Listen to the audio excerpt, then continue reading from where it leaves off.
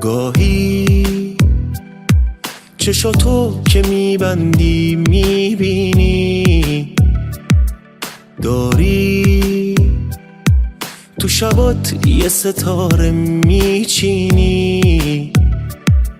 گاهی چشاتو که میبندی میخندی، احساس میکنی که داری دل میبندی.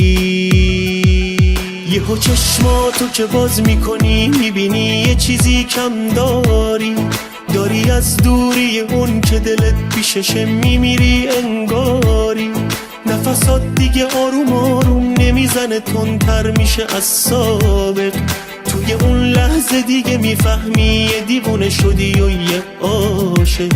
یهو چشماتو که باز میکنی میبینی یه چیزی کم داری از دوری اون که دلت پیششه میمیری انگاری. نفسات دیگه آروم آروم نمیزنه، تندتر میشه از سابق. توی اون لحظه دیگه میفهمی یه دیوونه شدی و یه عاشق.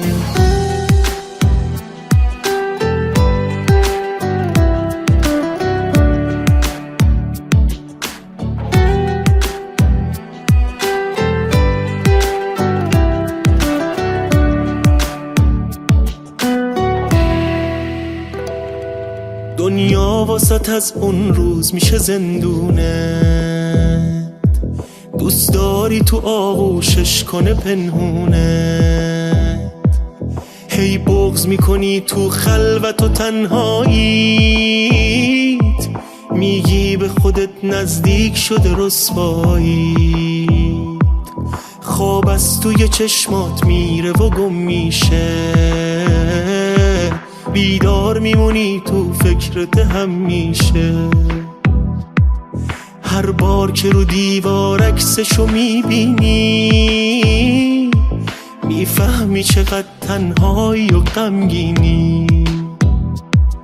میفهمی چقدر تنهایی و غمگینی. یهو چشماتو که باز میکنی میبینی یه چیزی کم داری از دوری اون که دلت پیششه میمیری انگاری.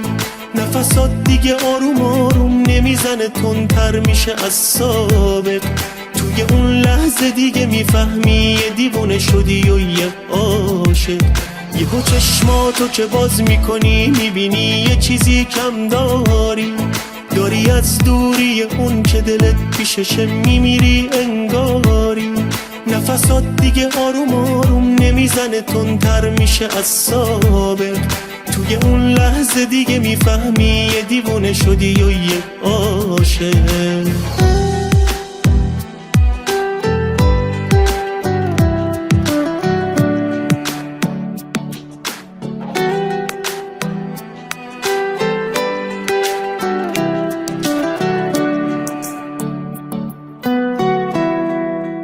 امین حبیبی.